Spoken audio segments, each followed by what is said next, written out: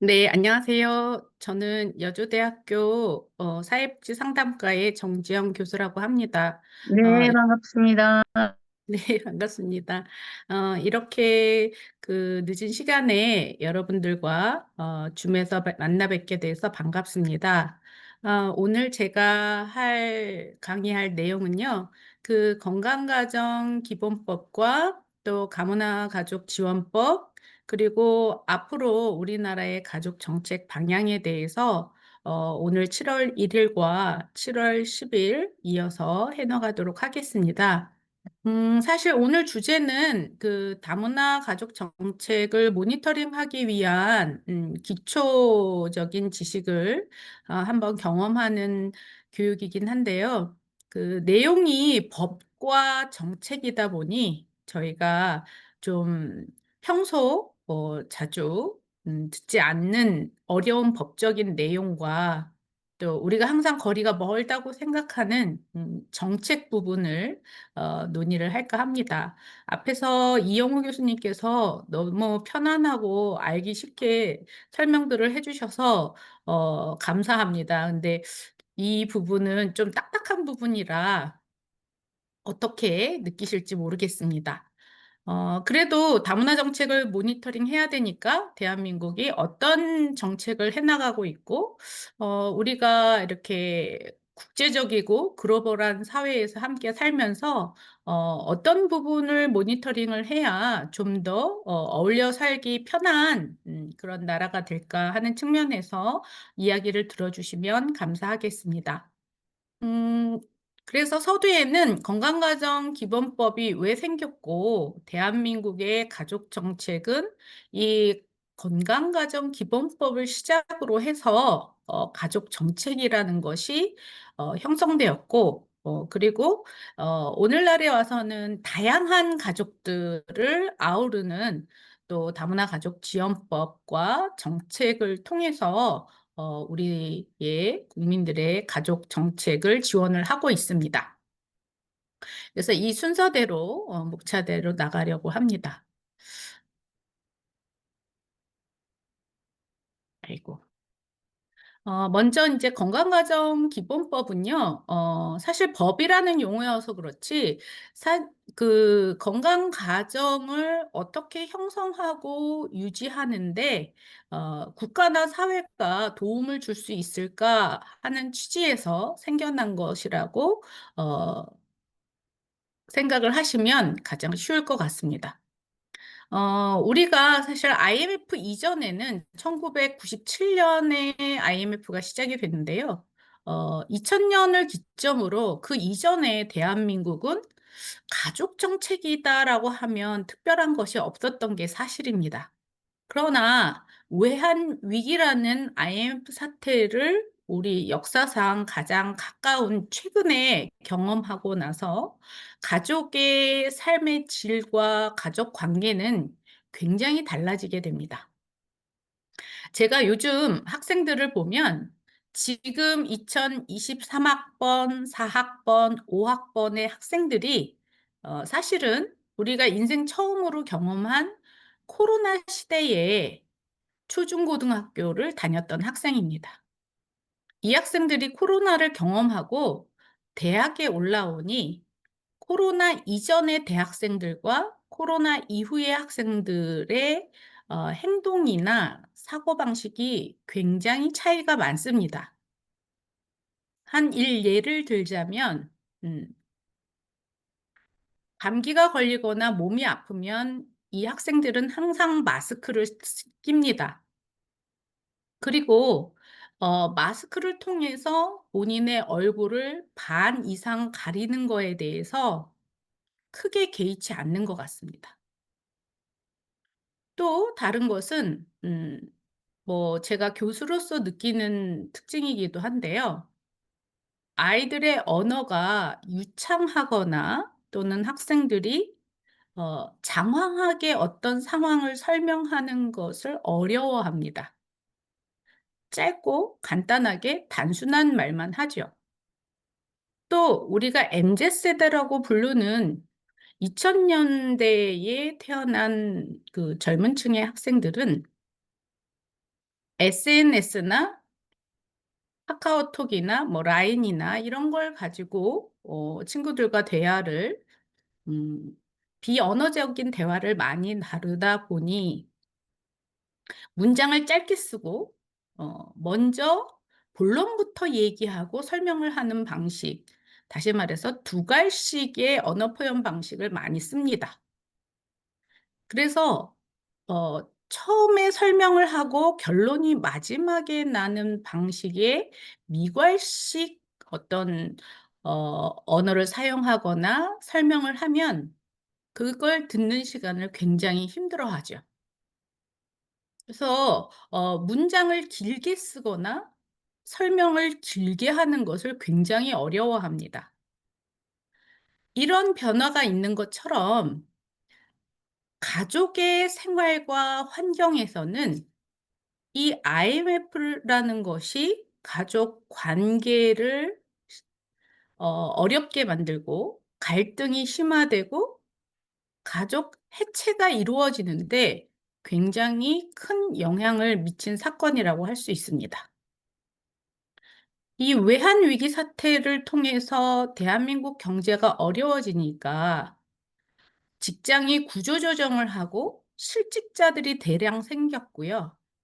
경제적인 어려움도 생겼을 뿐만 아니라 직장에 대해서 평생 직장이 사라지고 직장을 여러 번 옮길 수 있다라는 개념이 우리한테 들어오기도 했고, 또 이러한 재정적인 문제로 인해서 가족이 헤어져서 살아야 되거나 아니면 직장이나 학교를 찾아서 가족을 떠나서 생활하는 사람들이 늘어나기 시작했습니다. 그러다 보니 가족 생활이 어려워지고 어 결혼하지 않으려고 하고 아이를 낳지 않으려고 하고 이러한 현상들이 심화되면서 오늘날 저출산, 고령화의 현상이 심각하게 대한민국에서 나타나게 됐죠. 자, 그래서 가정에 대한 사회나 국가의 지원이 필요하다는 인식이 등장하기 시작했습니다. 가족이 서로서로를 돌보거나 서로서로에게 삶의 생활의 지지가 되어 주던 관계에서 멀어지는 관계로 바뀌기 시작했기 때문이죠. 과거의 대한민국은 가족주의가 강한 나라라고 스스로도 생각했고 외국에서도 생각을 해 왔으나 이 IMF 이후에 이러한 현상은 바뀌기 시작됐죠. 그런데 이런 바뀐 가족의 삶을 지주해 줄 어떤 국가적인 정부의 도움이나 정책이 없었습니다. 그래서 이제는 국가나 사회가 가족 생활, 다시 말해서 누군가의 삶의 복지의 가장 최전방이자 1차적인 차적인 지지망이라고 할 수 있는 가족에 대한 정책적 지원이 필요하다는 생각이 어 등장하기 시작했습니다. 그리고 이러한 국가가 정책적 지원을 하기 위해서는 가장 중요한 것은 법이지요. 모든 국민이 동등하게 법 앞에 평등하기 때문에 법을 통해서 이러한 정책적 혜택을 나눠줄 필요성이 제기되었습니다. 그래서 뭔가 국민 전체에게 일관적이고 체계적인 방법으로 가족 정책을 실현하기 위해서 이와 관련된 법이 필요하다고 생각했고 IMF를 지나고 한 5-6 년이 지난 후에 2004 년에 건강가정 기본법이 제정이 됩니다. 그리고 그다음 해에 시행이 되기 시작했습니다. 자, 이 건강가정 기본법이 2000 년대에 들어와서 처음으로 가족 정책과 관련된 최초의 명시적인 법으로 등장하게 되었기 때문에 우리나라의 가족 정책은 다른 복지 정책에 비해서 상당히 뒤늦게 시작됐다라는 걸 알 수 있습니다. 법이 마련되니까 법을 기준으로 해서 이러한 건강 가정을 유지할 수 있는 기본 계획이 수립되었고요. 또 이런 서비스를 정책적 서비스를 전국에 골고루 전달하기 위한 전달 체계로서 시, 군, 구의 건강가정지원센터가 설치되기 시작했습니다. 우스운 얘기지만 건강가정지원센터가 처음 생겼다고 뉴스나 TV나 방송에 이렇게 나왔을 때 사람들은 '아, 신체적인 건강, 몸을 건강하게 하는 보건소인가 보다.'라고 생각을 했습니다. 또 한편에서는 '아니, 가족 정책을 왜 하는데 왜 거기다가 건강을 집어넣느냐. 건강은 보건소나 정신건강, 신체건강 쪽에서 써야지.' 하는 말을 하는 사람도 있었고요. 또는 건강가정지원센터가 운동을 시키는 헬스장이나 체력 단련소와 같은 것으로 여기저기 여겨지기도 했습니다. 그래서 초창기에는 굉장히 지역사회 안에서 가족들을 위한 무언가를 하는 기관으로서 자리 잡는 데 어려움을 갖기 시작했습니다. 자, 그래서 건강가정기본법이 우리나라의 어 문헌상의 최초의 가족 정책을 지원하는 법이기 때문에 이후로 2000 년대 이후로 우리나라의 가족 정책은 상당히 많이 확대되고 어 국민들에게 알려지기 시작했습니다. 그러면 이 건강가정기본법을 중심으로 그 전과 후 무엇이 달라졌느냐? 아까 말씀드린 대로 IMF를 통해서 이제는 더 이상 가장 한 명이 일을 하고 노동을 해서 가족 전체를 먹여 살리기 어려운 세상이 됐다라는 것을 느끼게 됐습니다. 그래서 여성들이, 특히 기혼의 여성들이 집안에서 가사 노동을 하는 데 전념하기보다는 조금이라도 파트타임으로라도 시간제로라도 어 가계소득, 줄어드는 가계소득을 보존하기 위해서 일을 더 해야 되겠다는 생각을 하게 되었고, 그래서 기혼 여성들의 취업이 날로 증가하게 됐습니다. 또 수명이 늘면서 저출산 고령화는 점점 심각해졌고요. 여성들이 일을 하기 시작하니까 그동안 집에서 자녀를 양육하고 환자를 간호하고 힘든 아동이나 노동을 돌보던 여성 인력, 특히 돌봄에 있어서의 공백이 큰 사회적 문제로 나타나기 시작했습니다. 그래서 이러한 가족 정책이 등장함으로써 과거에는 우리가 보호가 국가적으로 필요한 계층에게 뭔가 복지적 지원을 하던 상태에서 벗어나서 건강한 가족을 유지하기 위한 기본법이었기 때문에 전 국민을 대상으로 가족 문제를 해결하고 예방하는 차원에서 보편적 복지를 시행하기 시작했습니다. 그래서 시, 군구, 전국의 시군구별로 모두 다 일관된 서비스를 제공했기 때문에 이 서비스를 받는 데 있어서 뭔가 어려움이나 아 낙인감이나 이런 것이 없어지게 되었고, 특히 남편과 아내가 모두 일하는 외벌이에서 맞벌이 가정을 지원하는 측면에서 가족 정책이 시행되기 시작했습니다.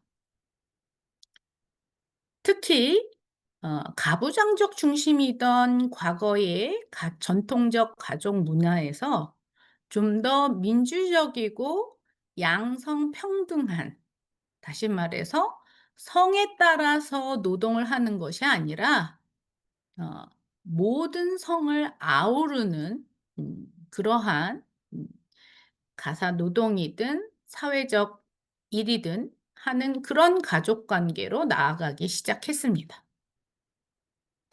또 가족을 돌보는 것은 가족 구성원만 하는 일이 아니라 요즘에 있는 요양보호사 제도처럼 부모를 부양하는 일에도 국가나 사회가 함께 참여해야 된다는 의식을 갖출 수 있도록 사람들의 사고가 바뀌기 시작했습니다. 이것은 우리나라의 역사에 있어서 어마어마한 큰 변화라고 할 수 있습니다. 자, 이러한 틀이 건강가정기본법과 가족 정책이라는 것이 구체적으로 국민들에게 제공되면서 일어난 우리나라 사회의 변화라고 할 수 있죠. 제가 코로나 이전에 2017 년인가 일본에서 유명한 학자들이 우리나라로 찾아와서 인터뷰를 요청한 적이 있었습니다. 그때 함께 하게 됐는데요. 그 유명하다는 일본의 학자들이 뭐라고 물었냐면 "어떻게 이렇게 법을 가족 해체를 방지하는 법을 만들고 일관되게 전국 평균적으로 시군구에 이런 건강가정 지원 센터를 설치하고 이렇게 많은 서비스와 일들을 해 나갈 수 있었냐?"라고 묻는 그런 학자들이 왔었습니다. 과거에 저희는 일본의 학문을 받아서 많이 개화가 되었기 때문에 일본 사람들은 항상 우리나라가 학문적으로 후발 국가라고 생각을 하는 경향이 많았었는데요. 이런 측면에서는 가족 정책이나 법이 일본보다도 앞서 나가고 있다고 얘기할 수 있습니다. 그래서 그때 일본과 한국 간의 교류를 통해서 저희가 이러한 건강가정 기본법을 만들고 전달 체계를 하고 또 대국민 서비스를 제공하고 이러한 것의 노하우를 전달한 적이 있었습니다. 그래서 그 많은 한 7 명의 학자들이 네 일본에 돌아갔음에도 불구하고 아직은 일본에서는 이러한 가족 정책 전달 체계가 이루어지지 않고 있거든요. 그래서 이 법은 저희가 자랑해도 될 만한 그런 법과 정책이라고 생각을 합니다. 건강가정기본법의 그 기본 틀은 기본법 외에 시행령과 시행규칙으로 이루어집니다.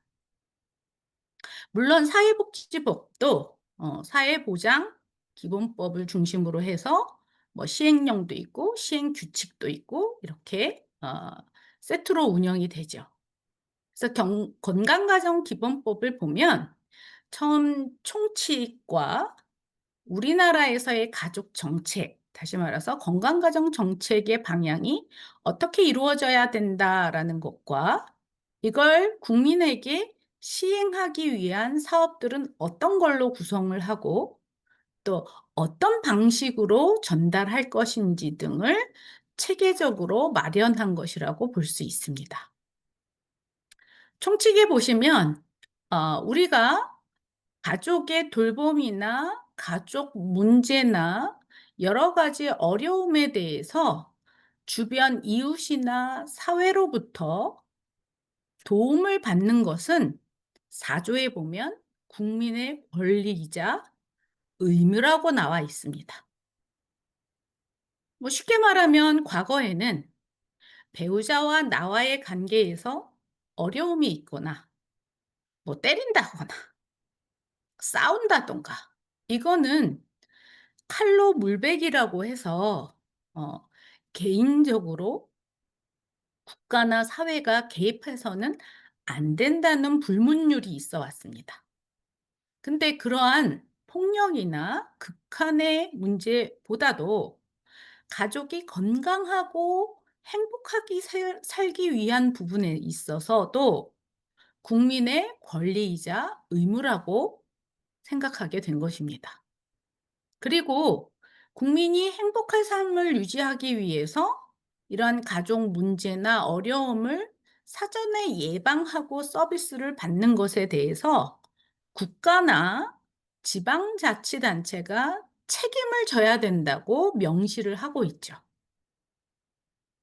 최근에는 건강가정기본법에 나와 있는 가족 가치나 혼인과 출산 문제라든가 여기 구조의 가족 해체, 어떻게 보면 이혼이나 가족이 서로 찢어져서 살게 되는 것이죠.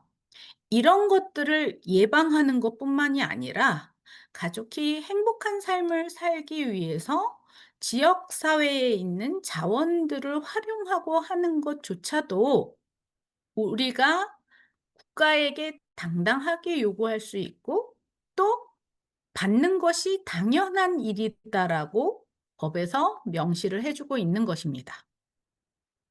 그래서 요즘 잘 알고 계시지만 가정의 날이라고 해서 매주 수요일은 음 남성이든 여성이든 모든 노동자가 일찍 업무를 종료하고 가족과 함께 지내는 운동을 하는 가족의 날이라는 행사가 전파되고 있는 거죠. 이 장에서는 그러면 국가나 지방자치단체가 국민의 또는 가족들의 삶이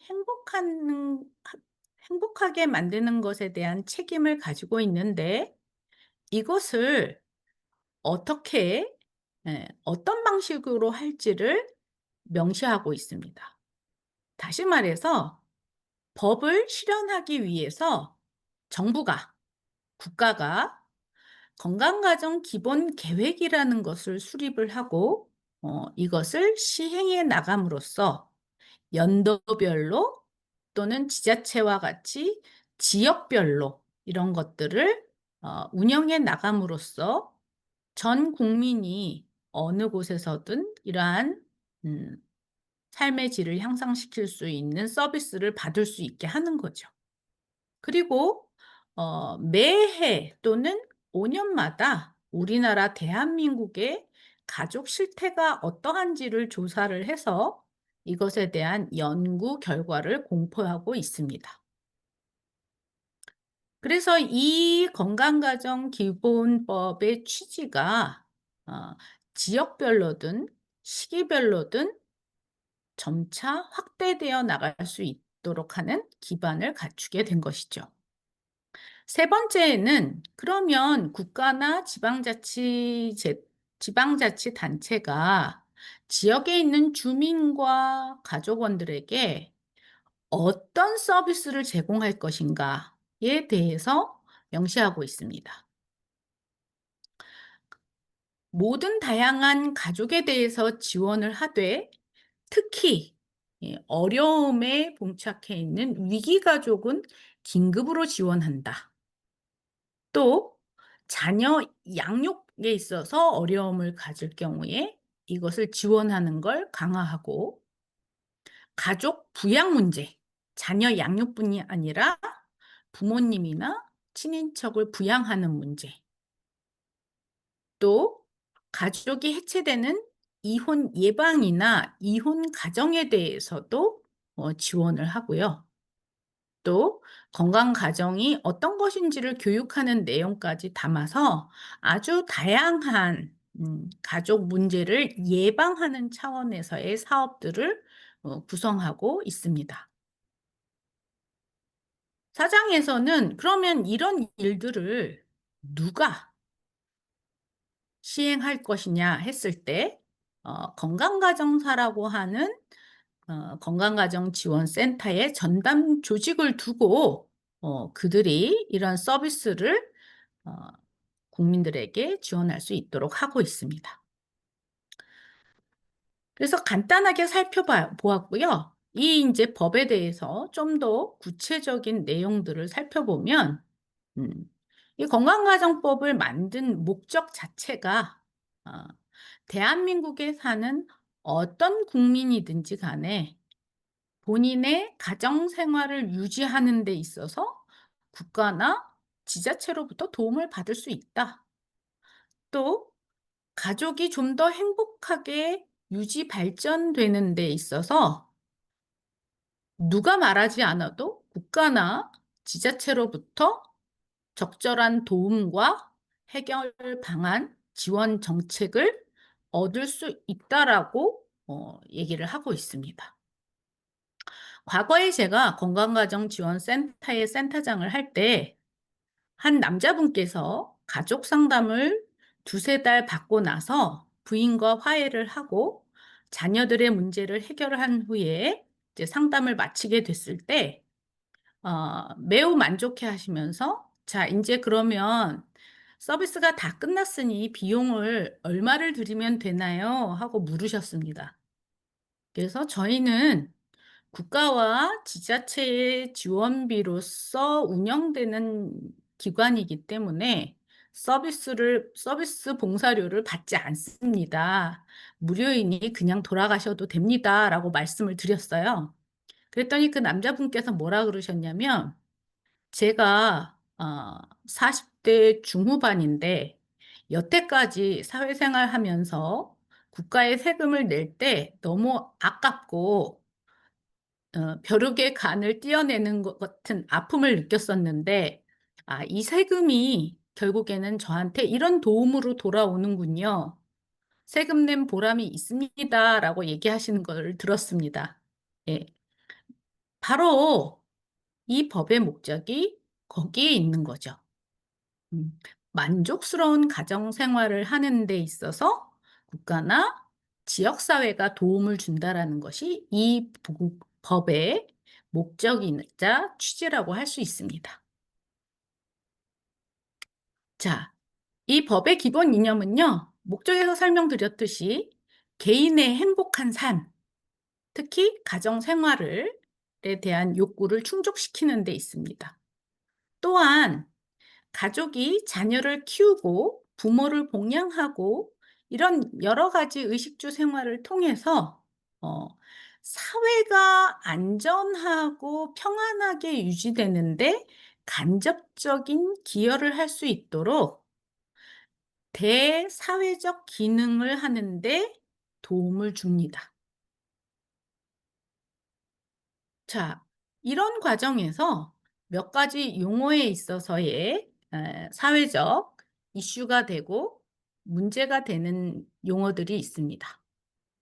가족은 건강가정기본법에 혼인이나 혈연, 입양으로 이루어진 단위라고 설명을 하고 있는데 몇몇 사회학자나 여성학자들은 동거나 그러면 결혼하지 아니한 동거나 비혼, 비혈연의 가족은 이 건강가정기본법의 서비스를 받지 못하는 것이냐.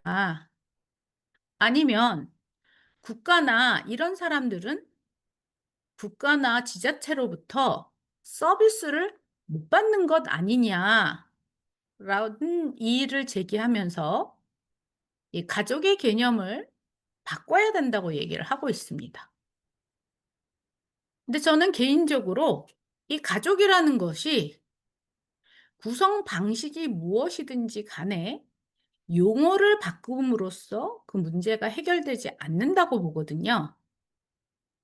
뭐 예를 들자면 과거에 편부, 편모를 한부모라는 용어로 어 똑같은 방식으로 운동을 해서 바꿨습니다.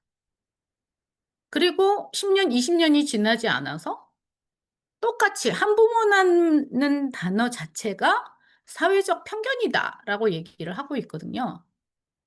용어를 바꾼다고 그 정의 자체가 변하지는 않는 것 같습니다. 이러한 가족을 구성하는 인적 단위인 가족이라는 용어에 비해서 가정은 생활에 좀 더 초점을 맞추고 있습니다. 생계 유지라든지 의식주라든지 이런 것을 함께 생활하는 생활 공동체이죠. 그래서 가정은 가족이 아닐 수도 있습니다. 이모나 고모가 같이 생활할 수도 있고 또 뭐 아들의 친구가 같이 와서 생활할 수도 있고, 어, 조금 다르다고 볼 수 있습니다. 또 1인 가구의 문제가 있습니다. 그러면 혼자 사는 고아인 나는, 그러면 우리나라 가족 정책의 보편적인 수행 대상자가 못 되는 것이냐, 이럴 수도 있겠죠. 자, 이제는 건강가정기본법이 예, 수정되면서 개정을 거치면서 이러한 모든 용어상의 문제는 해결되고 모든 국민이 서비스를 받을 수 있습니다. 또 다른 용어로서 건강가정기본법의 앞에 있는 건강가정에 대한 문제가 논쟁의 이슈가 되고 있습니다. 건강가정은요, 건강한 가정을 형성하기 위한 용어입니다. 그런데 그러면 건강한 가정만 법과 정책의 서비스를 받을 수 있고, 그러면 건강하지 않은 가족은 이 건강가정기본법의 서비스를 못 받는 것이냐라는 음, 문제를 제기하는 분들이 계신 거죠. 뿐만 아니라 그러면 법에서 헌혈과 혈연과 혼인을 통해서 이루어진 가족만이 정상가족이라고 하면 동거를 하거나 비혼이거나 비혈연 가족은 비정상 가족이기 때문에 건강가정기본법의 예, 수혜를 받지 못하는 것이냐라는 문제를 제기하면서, 그래서 건강가정의 개념을 없애야 된다라고 주장하는 학자들도 있습니다. 그런데 이 건강가정이라는 용어는요, 미국에서 시작된 건강한 가족에 대한 개념을 가져온 것이고, 가족의 행복한 삶을 위한 운동에서 비롯된 것이지, 용어를 정상이냐 비정상이냐로 나누어서 어, 서비스의 뭐 제공 또는 비해당 여부를 논하는 것이 아닙니다. 그러면 국민건강보험은 국민 중에 건강한 사람만 보험의 혜택을 받는 걸까요? 또 아니면 음, 뭐 정신건강복지센터는 정신이 건강한 사람만 서비스를 받는 곳일까요? 그게 아니기 때문에 용어를 가지고 이렇게 제한적인 서비스에 대한 논지를 흐리는 것은 법이나 정책이나 서비스에 제한을 두는 것이기 때문에 바람직하지 못한 논쟁이라고 생각을 합니다. 그래서 건강가정 사업은요, 가족이 행복해지는데 문제가 되는 여러 가지 일들을 예방하고 해결해 나간다는 데에 진취적인 목적이 있는 것입니다. 그래서 오늘 강의를 들으시는 분들 중에는 그러한 고민이나 걱정을 안 하시면 좋겠습니다. 자, 그래서 이러한 국민이 행복해지고 안정되고 건강한 삶을 유지하는 데 있어서 국가나 지방자치단체가 도움을 주어야 된다라고 책임 소재를 명확하게 하고 있는 거죠. 물론 가족원 자신도 노력을 하지만 국가나 지방자치단체가 지역의 뭐 시장님이, 구청장님이 우리 지역의 가족 구성원들이 어떻게 형성이 되어 있으며 어떤 가족이 많고 아니면 어떤 가족 유형이 적은지를 조사를 해서 그에 대한 적절한 서비스를 제공해야 된다라는 것이 바로 취지입니다. 특히 지자체의 장은 이러한 가족이 행복한 삶을 유지할 수 있도록 다양한 지역사회의 자원 역시 개발하고 활용할 수 있게 도움을 줘야 될 뿐만 아니라 가족 생활이나 가정 생활과 관련된 다양한 정보 체계도 지역 안에서 관리하고 유지해야 되는 거죠. 건강가정기본법에 법의 명의 기본법이라고 되어 있기 때문에 일반적인 법, 다음에 뒤에서 비교하게 될 다문화 가족 지원법, 지원법과 기본법의 법제상의 우위의 차이가 있습니다. 어떤 것이든 사회보장기본법도 기본법이 일반 법률보다 상위의 법률이기 때문에 건강가정법에 나와 있는 어떤 조항이나 어, 그 서비스가 개선되기 위해서는 밑에 하위에 있는 일반 법률이 개정되고 난 다음에 개정돼야 됩니다. 또 건강가정기본법에 부합되도록 하위의 법들이 제정 운영돼야 되는 거죠. 자, 이런 것들이 건강가정기본법의 전반적인 총칙에 해당되는 내용이고요. 두 번째로는 이러한 법을 가족 정책으로서 시행하기 위해서 2장에서는 건강가족 정책을 다루고 있습니다. 건강가정 기본계획을 수립해서 연도별로 시도 지역별로 시행을 해야 되는 상황을 주문을 하고 있는 것이죠. 자, 그래서 세부적인 내용을 보시면 건강가정 기본계획은 매 5년마다 이루어져서 5년, 10년에 두 번씩 어떤 경향을 가지고 우리의 가족 생활이 변하는지를 분석하고 파악해서 정책적 서비스의 방향을 정하도록 되어 있습니다. 그래서 오늘날은 좀 가족 정책에서 중요한 일로 여겨지지 않고 있는데요. 사실은 가족 공동체의 문화 또는 건강 가정을 구현한다든가 또는 뭐 건강가정 지원책에 대한 재정 조달 방안 같은 것뿐만 아니라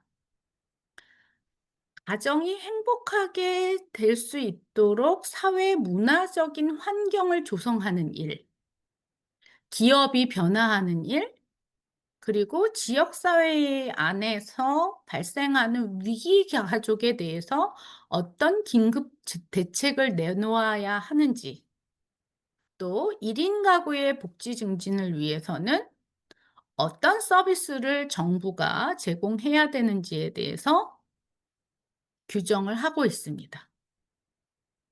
그래서 여성가족부 장관이나 중앙행정기관장이나 법에서 정한 지방자치단체의 장은 이 기본계획, 5년마다 수립되는 기본계획을 중심으로 해서 매년 지역의 가족 정책과 시행 계획을 수립하고 평가해야 된다라고 되어 있습니다. 문제는 나라가 잘 되기 위해서는 이러한 매년 하거나 5년마다 하는 일들이 얼마나 실제로 잘 운영되는가에 에, 초점이 있지요. 뭐 이렇게 잘 법상으로 마련돼 있다 하더라도 이것을 제대로 활용하지 못한다면 국민에게 가는 가족 서비스가 품질이 떨어지게 되는 결과를 맞게 됩니다. 자, 그래서 이러한 매년 세운 계획을 여성가족부 장관에게도 보고하고 또 매년 평가를 통해서 어떻게 잘 이행되고 있는지 점검도 하고 또 이게 어려울 때는 다른 공공기관이나 민간 기업체나 사회단체의 협조를 요청할 수 있다고 되어 있는데요. 어, 가장 정부가 못하는 것이 이런 것들입니다. 어, 이걸 피드백해서 다시 잘 안 될 때 지역 안에서 어떤 협력을 얻느냐 하는 것인데 사실 쉽지가 않죠. 예. 두 번째로는 이 가족에 대해서 조사를 통해서 앞으로 우리나라의 가족의 방향이나 가족 정책의 방향, 그리고 삶의 질 방향을 예방한다든가 치료를 하는 데 있어서의 방향을 잡기 위해서 5년마다 가족 실태 조사를 하고 있습니다. 그래서 매우 중요한 5년마다의 우리나라의 가족 실태 변화를 볼 수 있는 가장 유용한 조사 자료가 되고 있죠. 2018년에 건강가정기본법의 일부 항목이 수정되면서 이 실태조사 안에 1인 가구 관련된 사항이 포함됐습니다. 그런데 이 이후 2020년, 2025년에 조사를 할 때 1인 가구가 엄청나게 늘어난 것을 알 수 있습니다. 우리나라의 경우 현재 1인 가구는 전체 가구 유형의 3분의 1을 차지할 정도로 그 숫자나 비율이 많습니다. 어, 우리 3명 중에 1명은 혼자 산다는 얘기죠. 예. 그래서 이러한 조사가 굉장히 중요한 사회적 지표로 등장하고 있기도 합니다. 건강가정 사업에는요, 다양한 분야가 포함이 되고 있습니다. 앞에서 얘기했듯이 긴급으로 위기가족을 지원한다든가 자녀 양육 지원. 이 자녀 양육 지원은 아이 돌보미를 파견하고 지원하는 쪽으로도 나타나고 있고요. 가족 부양, 다시 말해서 노부모를 부양하는 것, 이거는 3세대 가족 지원 사업을 통해서 서비스가 이루어지기도 합니다. 가장 최근까지 많은 부분을 차지했던 것이 이혼 예방과 이혼 가정을 지원하는 것이었습니다. 우리나라 가족의 이혼율은요, 부부의 이혼율은 50%에 육박합니다. 부부가 살다 보면 평생 두 가정 중에 한 가정은 이혼한다는 거죠. 예, 그래서 이혼율이 굉장히 높아지고 있기 때문에 이런 것들에 대한 가족 정책적 지원이 절실하다고 할 수 있습니다. 자, 3장에서는요, 그러면 국민에게 줄 수 있는 서비스가 무엇이 있는지에 대해서 설명을 하고 있습니다. 가족이 원활한 기능을 할 수 있게끔 다양한 지원을 합니다. 여기 보시면 정신적, 신체적 건강, 또 안정된 주거 생활, 요즘 저출산으로 태아 검진뿐만이 아니라 불임 클리닉 또는 인공 수정 비용을 국가가 지원하기도 하죠. 우리나라는 직장과 가정의 일가정의 양립에 대한 의식이 최근에 등장하고 있는데 미국 같은 곳은 남편이 전근을 가게 되면 맞벌이 다른 배우자도 지사를 그쪽으로 옮겨서 같은 곳에서 생활할 수 있도록 배려해주는 제도까지도 있습니다. 또 가정폭력으로부터의 보호 또는 가족 친화적인 분위기를 조성하기 위한 기업 환경을 만든다든가 지역 문화를 만드는 일, 그리고 모권이나 구성권을 보장하는 것, 그리고 다양한 가족 유형에 대한 적극적인 지원 같은 것들이 그 내용이 되고 있습니다. 위기 가족을 지원하는 데 있어서는 최근에 우리가 뉴스나 이런 데서 보면 얼마 전에 화재 사건이 일어난다든가 또 이제 장마철이 와서 폭우가 내려서 또 피해를 입는 경우도 있는데요. 이럴 때 대통령령으로 재난 지역이 선포가 되면 그 지역의 가족들은 위기 가족으로 고려돼서 긴급 서비스 지원을 받을 수 있습니다.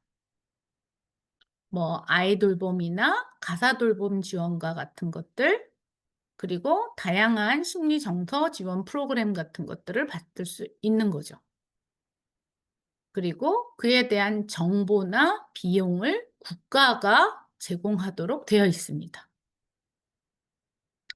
어, 건강가정지원센터, 지금은 현재로는 기본법과 다문화가족지원법에서 하는 다문화가족 서비스가 2022년을 기점으로 완전히 통폐합이 돼서 현재로는 가족센터로, 지역가족센터로 이름이 바뀌었는데요. 어, 하는 일 중에 가장 예산상으로 크고 많은 일이 자녀 돌봄과 양육에 필요한 아이 돌보미를 지원하는 일들이 예산상으로는 가장 부피가 큽니다. 또 가사노동에 대한 사회적 인식 제고라든지 정책적 지원을 위해서 요즘 서울시에서는 필리핀 여성들을 이주시켜서 그 가사도우미로 활용하는 부분, 자녀 양육할 수 있는 아이 돌보미로 이용하는 방법들도 고안되고 있는 거죠.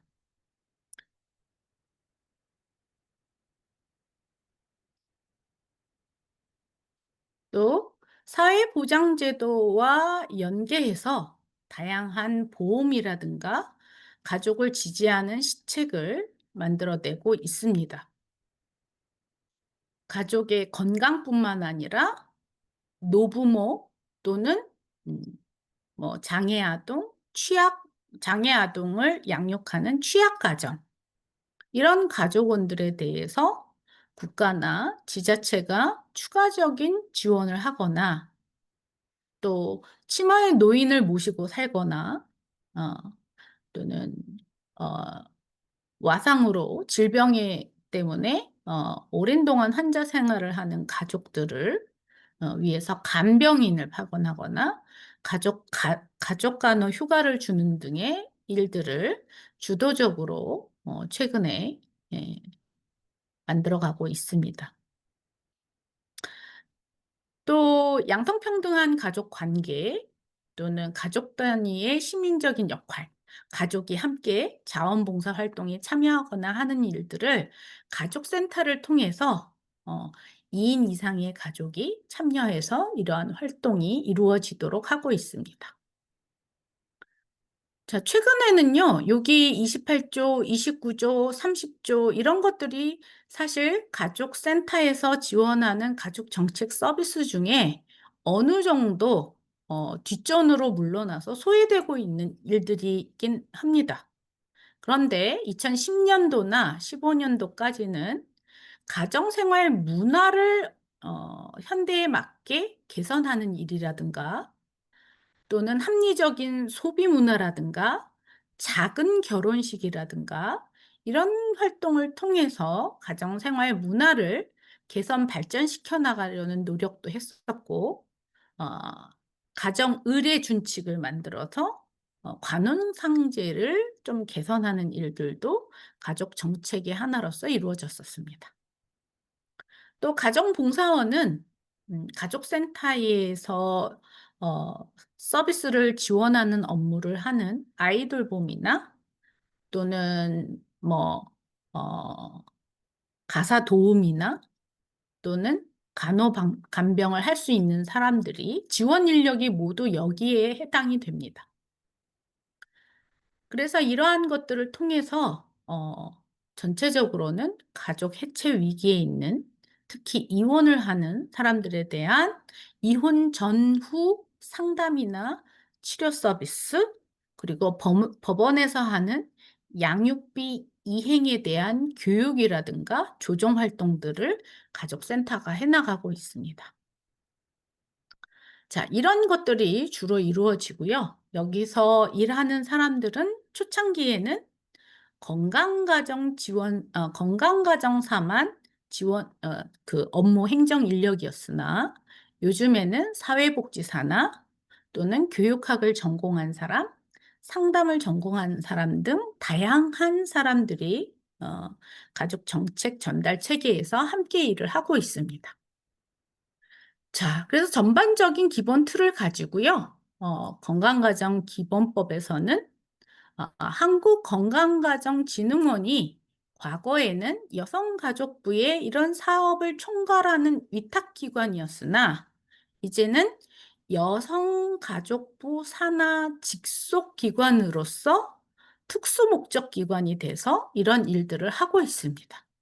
그래서 조금 전에 설명드린 것처럼 사회복지학을 전공한 사람, 가정학, 여성학, 해당되는 과목을 모두 이수한 사람들은 이런 가족 전달 체계 하에서의 센터에서 근무하고 일할 수 있는 자격을 갖추게 됩니다. 자, 그래서 건강가정기본법이 이렇게 우리 가족 생활에 있어서 중요한 역할을 차지하게 되는데, 무엇보다도 건강가정기본법을 통해서 과거에는 가족 구성원 중에 남성 또는 여성, 아동, 청소년 이렇게 개개인으로 나누어져서 서비스를 받던 것이, 이제는 가족이라는 하나의 울타리 안에서 함께 서비스를 받을 수 있게 됐다는 장점이 있는 거죠. 그리고 두 번째로는 가족 문제나 어려움이 발생한 이후에 보호가 필요한 대상자로서 국가나 지역사회의 도움을 받던 가족 문제가, 이제는 더 이상 사후적인 도움을 받는 것이 아니라 사전 예방을 통해서 좀 더 효율적으로, 어, 비용 효과 면에서 적은 부담을 지면서 미리 예방하는 예방적 접근으로 정책 서비스가 이루어지기 시작했다는 것입니다. 또 가족 유형별로 가족 정책 서비스가 이루어지던 시절, 다시 말해서 한부모 지원법이나 조선가족이나 청소년 미혼 모부에 대한 서비스와 같은 단편적인 유형별 지원에서 벗어나서 이제 가족 유형, 모든 가족 유형뿐만이 아니라 가정 생활에서 떨어져 나와 있는 1인 가구까지 서비스를 받을 수 있다라는 장점이 생기게 되었습니다. 네 번째로는 이러한 가족 생활이나 가정 생활에 대해서 전문적인 영역으로서 전문 인력이 근무를 하고, 이러한 가족 지원을 전담하는 부서들이 생기게 되면서 전문 분야로서의 어, 복지 서비스가 제공되고 운영될 수 있게 되었습니다. 또 가족 실태조사나 건강가정 기본 계획을 통해서 앞으로 우리나라의 가족 정책의 방향을 어, 이끌어 나갈 수 있게 되었다고 볼 수 있습니다. 뿐만 아니라 건강가정사와 아이돌봄이, 또 보듬 매니저, 뭐 언어치료사, 언어발달 지원사 등과 같은 다양한 사회적 일자리가 창출됐다는 장점이 있습니다. 자, 그래서 이러한 건강가정기본법이 우리나라의 가족 정책으로서 큰 획을 그으면서 반영되게 되었습니다. 우리나라는 건강가정기본법을 시초로 해서 정부가 가족을 위해서 할 수 있는 다양한 정책 서비스가 마련됐고, 이러한 것들이 직접적으로 제공되거나 간접적으로 제공되기 시작했습니다. 자, 그래서 가족 단위의 포괄적인 가족 정책이 2000년대 이후에 우리나라에서는 이루어졌고요. 1차 건강가정 기본계획, 2차, 3차, 5년마다 건강가정 기본계획이 이루어졌고, 현재는 4차 건강가정기본계획이 올해까지 시행이 종료되게 됩니다. 이제 올해부터 우리는 5차 건강가정기본계획을 세워서 앞으로 25년도까지, 2030년도까지 또 5년간의 가족 관련 여러 가지 환경 변화를 고려해서 정책 서비스의 방향을 결정하게 되어 있습니다. 과거에 1 차, 2 차, 2010 년대, 15 년대 이때의 건강가정 기본 계획을 보면 아무래도 과거에 어 유교적이고 남녀 차별적인 가족 정책을 통합하고 뭔가 시군구에 가족과 관련된 센터들을 만들어 나가는 데 초점이 맞추어져 있었습니다.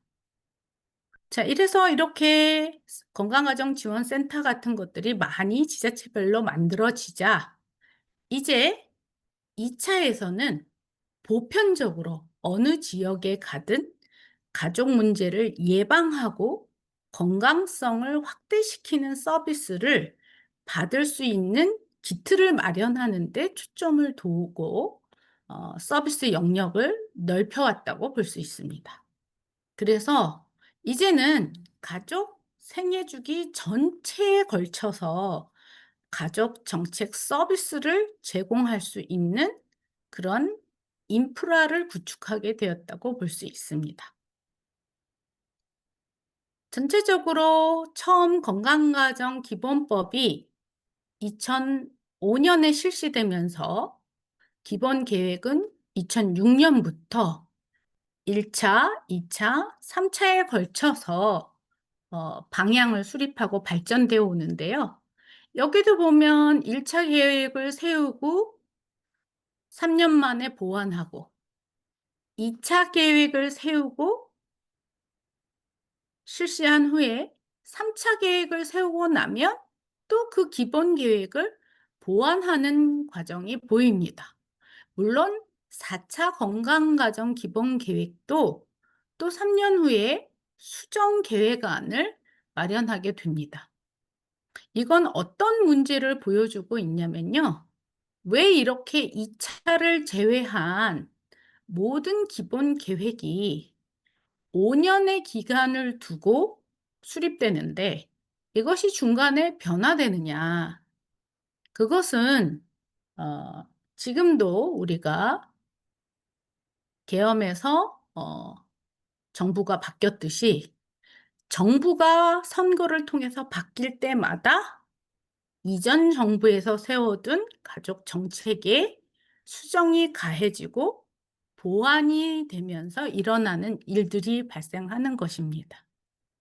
그래서 정부의 정책이라든가 국민을 위한 서비스는 이렇게 단시한적으로 계속 수정되고 변경되는 것이 별로 바람직하지 않다고 저는 개인적으로 보는 거죠. 그래서 좀 더 국민들이 이런 것들을 자세히 알고 어 이런 일들이 어 거시적으로 보면서 변경 없이 이루어질 수 있도록 국민들이 잘 살펴보아야 될 것 같습니다.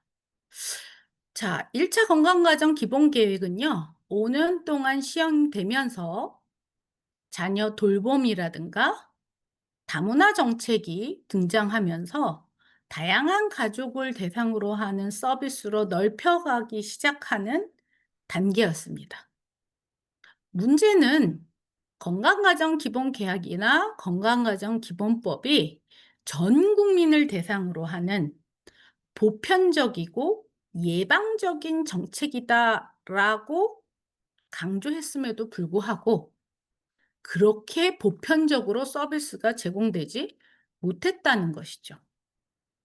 예를 들면 예산상의 문제도 있고 또 인구가 많은 곳에 서울과 같은 곳은 1,000만인데 25 개의 자치구 중에 없는 곳도 있고 어 또 인구가 많은 곳에는 센터 하나를 가지고 전 지역민에 대한 서비스를 제공하는 게 어려울 수도 있었습니다. 그래서 다양한 한계를 드러내기 시작했었고요. 이것이 3 차, 4 차 다시 말해서 2015년 이후에 최근 10 년간에 오면서 또 건강가정 기본 계획이 수정되고 변경되는 것을 볼 수 있습니다. 여기서 상세한 내용은 아니지만 3차 기본 계획과 4차 기본 계획의 정책 내용을 보면요. 뭔지는 모르겠지만 영역이나 정책 과제가 굉장히 많다라는 걸 볼 수 있습니다. 이것은 무엇을 보여주는 것이냐면 우리나라 가족 정책과 기본 계획의 욕심은 많으나 5년 동안 이 많은 것을 어떻게 달성할지에 대한 구체적인 내용은 현실적인 해결 방안은 많지 않다라는 걸 알 수 있습니다. 최근에는 이러한 기본 계획이나 정책안을 많이 세우고 겉은 번지르르한데 안에 들어가 보면 실속이 없는 그런 정책을 세우는 걸 지양하기 위해서 성과 평가나 결과에 대한 아 그 효과성을 제공하는 것들이 정책에서 또는 정부 부처의 활동에서 많이 나타나고 있습니다. 그래서 이렇게 계획이 많으면 다 실행하기가 어려운 가능성이 높아지게 되는 것이죠.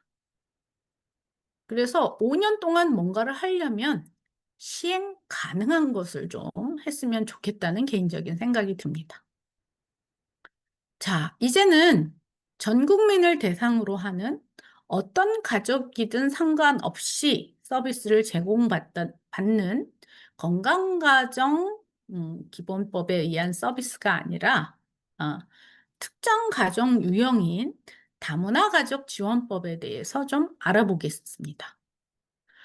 왜냐하면 우리가 기본법을 이렇게 장시간 할애를 해서 설명한 이유는 다문화 가족 정책을 모니터링하기 위함이지만 다문화 가족도 역시 우리나라의 가족으로서 어떤 유형이든 어느 지역에 거주하든 똑같은 가족으로서 가족 서비스를 다 받을 수 있기 때문이죠.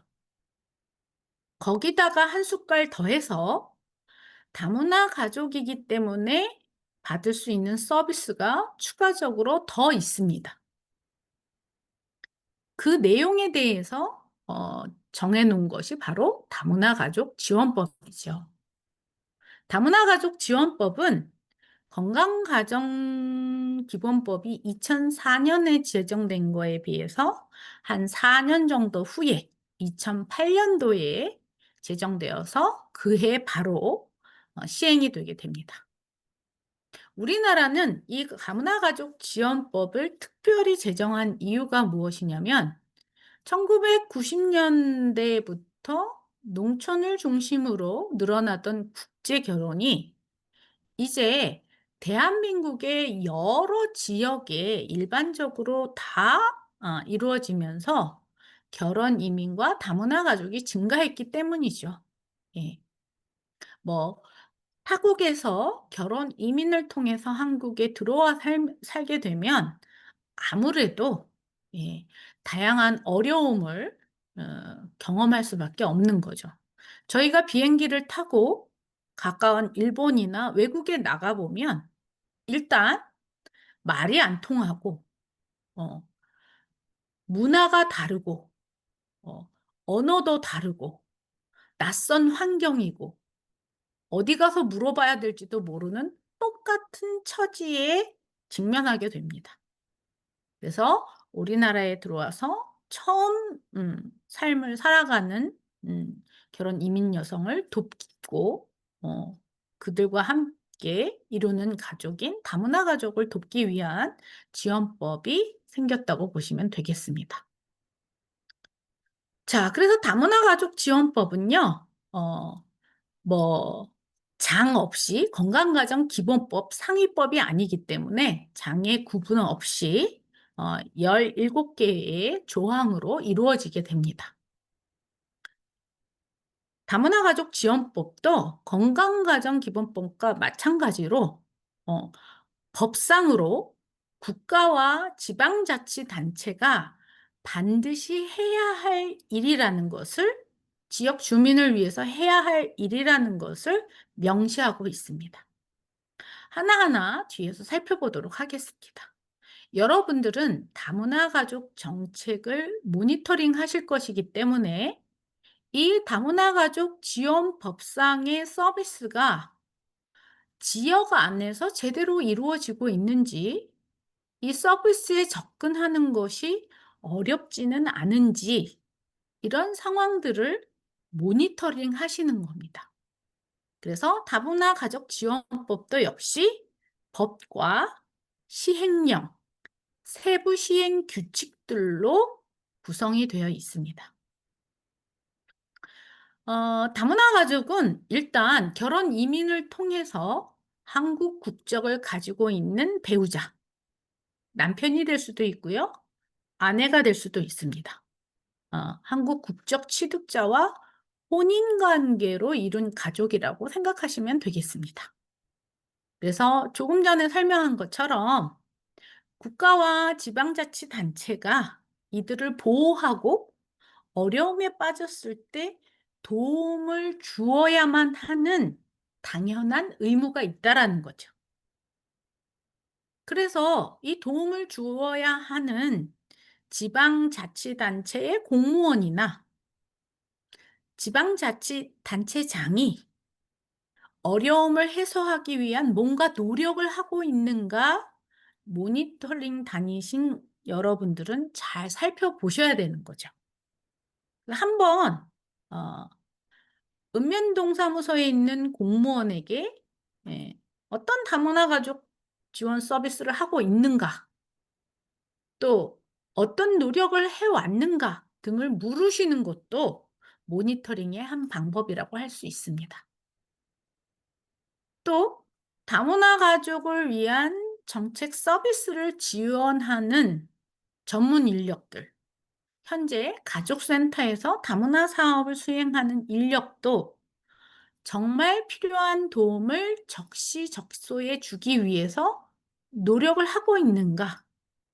홈페이지를 통해서 다문화 가족을 지원하는 프로그램이나 서비스에 사각지대는 없는지, 또 대상자 중에 필요하지만 도움을 못 받는 사람은 없는지, 이러한 사항들을 잘 살펴보아 주시면 좋겠습니다.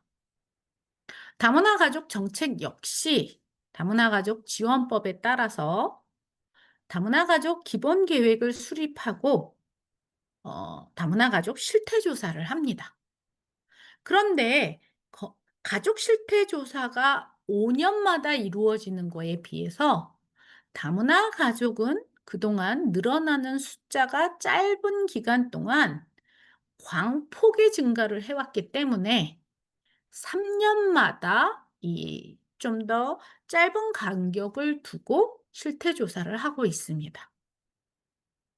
여기 보시면 다문화 가족 지원을 위한 제도가 개선되고 있는지, 물론 3년 동안 조사를 하지만 여러분들이 보셨을 때는 지역에서, 현장에서 이 제도가 제대로 기능을 하고 있는지, 실제 어떤 어려움이 있는지 같은 것들을 살펴보실 필요가 있습니다. 네. 그래서 다문화 가족에 대한 이해 증진, 다시 말해서 인식 개선이나 교육 홍보가 잘 이루어지고 있는지, 과거에는 다문화 가족 지원법과 다문화 가족 지원 정책이 처음 시작되던 시초에는 정말 열심히 많이 이루어졌었는데 요즘은 그것이 제대로 안 되고 있는 면은 없는지, 예. 또 이러한 어 교육이나 홍보가 지역사회의 사회적 차별이나 편견을 예방하는 데 실효성이 있는지 없는지, 의도는 그렇게 됐지만 별 효과가 없는 것인지 살펴봐 주시면 될 것 같습니다. 네 번째로 다문화 가족들에게 제공되는 대한민국의 기본적인 생활 정보들이 도움이 되는지 아닌지, 또 프로그램 중에 아동 청소년을 위한 학습이나 생활 지도는 제대로 되는지, 예를 들자면 제가 다문화 가족 지원 센터의 센터장을 할 동안 우리 결혼 이민 여성들한테 가장 많이 요청받은 일 중에 하나가 뭐냐면, 아이를 초등학교에 입학을 시켰는데 학교에서 가정통신문이라는 게 계속 날라온다. 그런데 이 가정통신문의 내용이 도대체 어떤 내용이고 뭘 어떻게 준비해 달라는 건지 알 수가 없습니다. 설명을 좀 해 주십시오 해 가지고요. 일 주일에 한 번씩 각 학교의 가정통신문을 모아서 그거에 대한 해석을 해 주는 서비스를 제공한 적도 있었습니다. 필요하다면 해야죠. 그죠? 어 아무래도 외국에서 와서 생활을 하기 때문에 우리가 외국에 나가서 생활한다고 역지사지로 바꿔 보시면 알 수 있으실 것 같습니다. 어. 우리도 외국에 나가면 영어 한마디 못하고 우물쭈물하게 되고 눈치만 보게 되고, 어 도와주는 사람이 있으면 너무 고맙고 그렇지 않습니까? 아, 똑같은 초기 상황이라고 보시면 좋겠습니다. 또 국가나 지자체가 제공하는 이러한 정보나 교육이 적절한지, 심지어는 음 다문화 가족의 아동 청소년을 위한 교육은 너무 음악 미술 체육에만 치우쳐 있다라는 불평도 저는 지역에서 받은 적이 있습니다. 토요일, 일요일 모아서 아이들을 노래하고 춤추고 밖에 나가서 뛰어놀고 이것만 시키니까 학교에 가서 정작 학교 공부는 못 따라가게끔 토요일, 일요일을 아이들을 잡아놓고 있다라는 불평도 들었거든요. 그래서 이런 프로그램들이 적절하다고 생각하시는지, 아니면 너무 한쪽으로 치우쳐 있다고 생각하시는지를 모니터링 하시는 것도, 점검해 보시는 것도 좋은 방법이 되겠습니다. 또 가족폭력 피해자에 대한 보호 지원도 나와 있습니다. 어, 해외에서 와서 결혼 이민을 통해서 살다 보니 억울한 일이 있어도 피해를 입고 얘기할 곳이 없는 경우도 많고요. 또 이럴 때 초기 입국자에 대한 외국어 통역 서비스가 적절한지도 보셔야 되고, 또 법률이나 행정 서비스가 적절하게 이루어지는지도 살펴보셔야 됩니다. 제가 경험한 중에 하나는요, 물론 다문화 가족도 이혼을 하는 경우가 있습니다. 그런데 한국 법에 익숙하지 않다 보니 어떻게 이혼 후에 법적인 도움을 받을 수 있는지, 도움을 받을 곳이 없어서요. 지역에 있는 법원 산하의 무료 법률 상담소에 제가 소개를 해서 계속 보낸 적이 있었습니다. 그랬더니 무료 법률 상담소에 사례가 쌓여 가지고요. 2달, 3달을 기다려야 되는 경우도 있었습니다. 그래서 그 무료 법률 상담소에 다문화 통번역사를 또 직접 보내드린 적도 있었어요. 빨리 우리 사례 좀 빨리 좀 해결 좀 하고 도움 좀 달라. 그래서 통역사를 보내준 적도 있습니다. 이런 것들이 적절히 이루어지지 않는 경우도 많이 있습니다. 또 의료 및 건강관리에 있어서 병원을 찾을 때, 은행이나 관공서를 찾을 때, 예, 출신국가는 시스템이 굉장히 다를 수가 있거든요. 또 전문 용어에 대해서 알아듣기가 어려울 수도 있습니다. 예. 그렇기 때문에 그런 것들에 대한 도움, 또 아동 청소년에 대한 돌봄 교육, 또 이런 것들을 통해서 다문화 가족을 지원해 주는 서비스들이 잘 이루어질 수 있도록 어떤 도움이 필요한지들, 개선이 필요한지를 찾아봐 주시면 되고요. 또 여기 보시면 다국어 서비스, 뭐 한국 같은 경우에는 어 도움이 필요할 때 다산 콜센터에 전화를 하면 되죠. 그리고 다문화 가족들도 다문화 콜센터가 있습니다. 네, 이런 곳에서 하는 서비스들이 종합적으로 긴급하게, 민첩하게 서비스 대응이 되는지를 살펴보시는 것도 모니터링의 한 방법이라고 할 수 있습니다. 방법보다는 내용이겠죠. 네. 자, 이러한 다문화 가족을 대상으로 하는 다양한 서비스들이 이루어지고 있는데, 우리나라의 현재 다문화 가족뿐만 아니라 모든 외국인을 포함한 인구가 전체의 5~6%밖에 되지 않습니다. 어쨌든 5% 이상이면 다문화 사회이기 때문에 앞으로는 더 많은 외국인들이 우리나라에서 함께 살아갈 한 이웃이기 때문에, 예, 다 모두 함께 이 다문화 가족 정책이나 서비스에 대해서 잘 알고 있을 필요가 있고요. 이것이 이민법과 어떻게 연관되는지도 잘 알아야 되는 거죠. 어, 앞으로는 우리나라의 산업 노동력의 인구도 어, 3배나 4배, 심지어는 10배까지 늘어나야 된다라고 생각하는 사람들도 많이 있고요. 뭐 외국인 노동자뿐만이 아니라 어, 대학에서도 석사나 박사 과정의 전공 인력도 외국인들이 많이 필요하다고 합니다. 어, 그래서 앞으로 대한민국은 더 개방되고 더 많은 사람들이 함께 어우러 살아가야 되는 사회, 정말 다문화 사회가 돼야 되기 때문에 이런 법들이 어떻게 연결되고 서비스 제공되는지가 우리 사회를 어, 다양하고 다문화되면서 평등한 사회로 이끌 수 있는 음, 기초가 되기 때문에, 여러분들이 모니터링 해주시는 일은 사회적으로 상당한 가치가 있는 일이라고 볼 수 있겠습니다.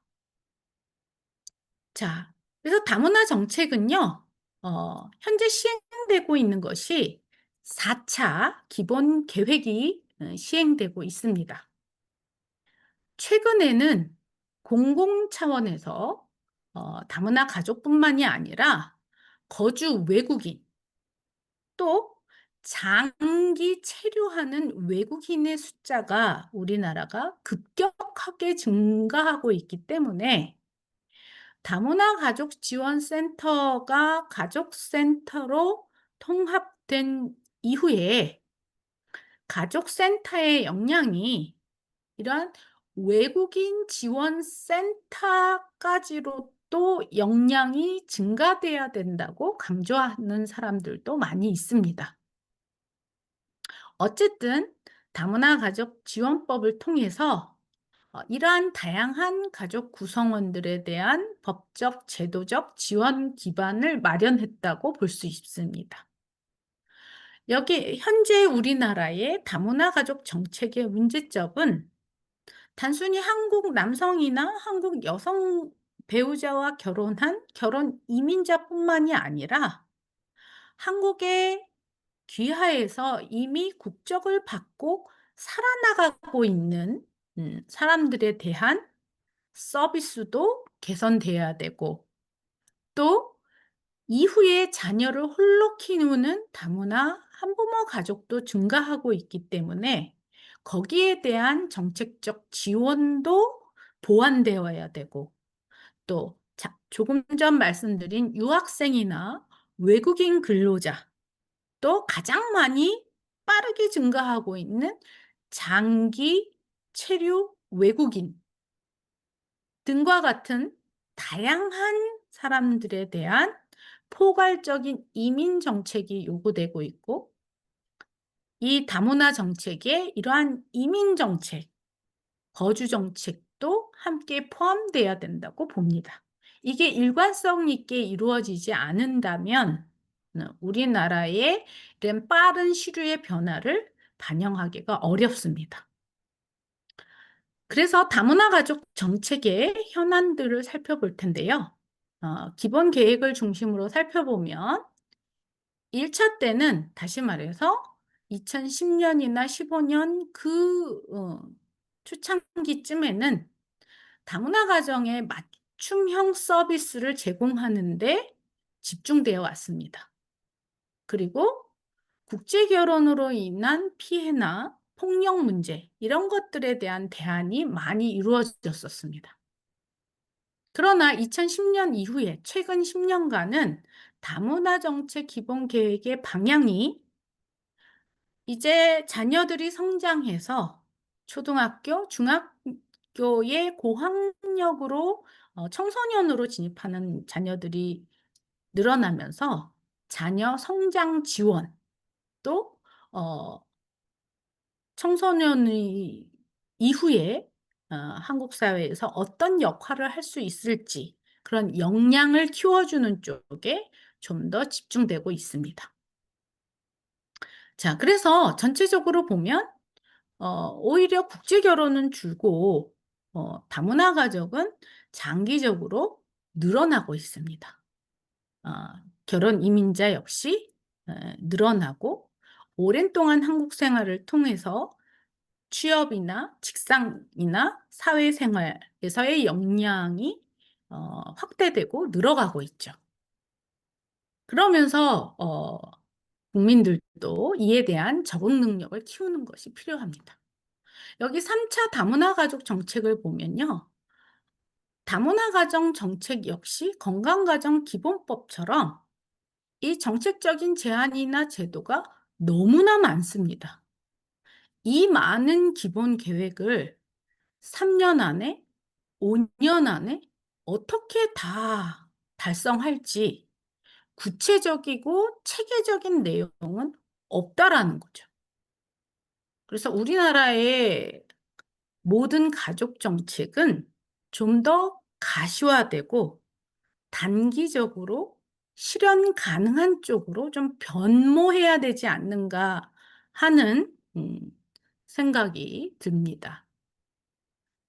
자, 그래서 다문화 가족 정책의 한계를 보면 너무나 초창기에는 가족 유형별로 맞춤형 서비스를 하다 보니 거기에 매몰돼 있어서 한시적인 영향이 많았고 3차부터는 이러한 청소년을 위한 정책, 청소년 자녀, 초등학교 자녀의 미래 적응 지향 쪽으로 초점의 방향이 바뀌다 보니 예, 우리나라의 다문화 정책의 한계는 가족 유형별로 또 초기 입국자 어, 또는 귀화를 해서 정착한 사람별로 이렇게 다양한 맞춤형 서비스가 제공되는 것이 아니라 일괄적인 서비스 형태를 갖추고 있다라는 겁니다. 또 다문화 아동 청소년에게 초점 성장을 지원하는 쪽으로 어, 변화를 하고 있으나 너무 또 자녀 쪽으로만 돼 있어서 이제 자녀가 독립하고 나면 남게 되는 이 부모들의 문제에 대해서는 또 어느 정도 그 지원이나 정책적인 방향이 없다라고 하는 것입니다. 또 다문화 이해 교육이나 인식 개선 교육이 이루어지고는 있지만 거의 다양한 국가에 대한 문화 체험, 음식 체험 이런 쪽에만 국한되어 있어서 정말로 우리나라 국민들이 다양한 문화가 공존하는 것에 훈련이 되어져 있는 것인지 약간 그 한계가 보이지 않나 하는 의심이 듭니다. 자, 이런 과정에서 최근 진행되고 있는 4차 다문화 가족 정책 기본 방향 역시 이 목표와 주제는 너무 많다. 비전도 좋으나 세부 문제들이 너무 산재돼 있어서 이 중에서 무엇이 집중될지 의심스럽고, 또 정권이 바뀌면서 또 다문화 정책에 대한 수정안이 나올 텐데 이런 것에서 오는 혼란들 에 대한 일관된 정책 실현 방안이 좀 있었으면 좋겠다고 생각이 듭니다. 물론 정착 주기별로 맞춤형 지원을 하거나 자녀 성장에 맞춤형 지원을 하거나 다 좋습니다. 다 좋지만 음 단기적으로 이러한 목표를 실현할 때는 구체적인 안, 예를 들자면 다문화 청소년과 일반 청소년이 동등한 출발선에서 경쟁할 수 있도록 보장을 한다. 말은 좋지요. 그러나 어떻게 구체적으로 이 기울어진 운동장을 똑바로 바로잡아 줄 것이 무엇인지에 대해서는 명확한 답안이 없다라는 겁니다. 예. 자, 그래서 이제 다문화 가족 정책은요, 향후 요렇게 방향성은 세 가지로 이루어지고, 여태까지 정부 정책에 대해서 어 앞에 얼굴은 좋았으나 결과가 미미한 상황을 개선해서 다문화 정책은 2021 년과 2027 년의 상황을 이렇게 점수로써 반영해서 나타내고 있습니다. 이렇게 국가의 정책이 앞으로는 5년 단위로 어떻게 개선이 됐는지 똑같은 기준을 가지고 정부 예산을 쓴 효과가 무엇이냐를 비교해 보는 쪽으로 나타나겠지요. 그러나 그래서 국민의 체감도 이건 정말로 좋아졌는지는 음 다시 살펴볼 필요가 있습니다. 그래서 여러분들이 이러한 정책의 결과가 나오기 전에 다문화 가족 정책이 가지는 효과성 부분에 있어서 실제적으로 어떤 문제가 있는지, 개선이 잘 이루어지고 있는지 등을 살펴보시는 역할을 해 주시면 되겠습니다. 그래서 장시간 건강가정 기본법과 이 모든 가족이 받는 혜택 중에 특별히 더 다문화 가족 지원법에서 주는 서비스가 우리 다문화 가족 구성원들에게 예 효과적이고 어 접근하기 쉽도록, 이용하기 쉽도록 되고 있는지 여러분들이 정책 모니터링을 잘 하실 수 있도록 내용을 설명을 드렸습니다.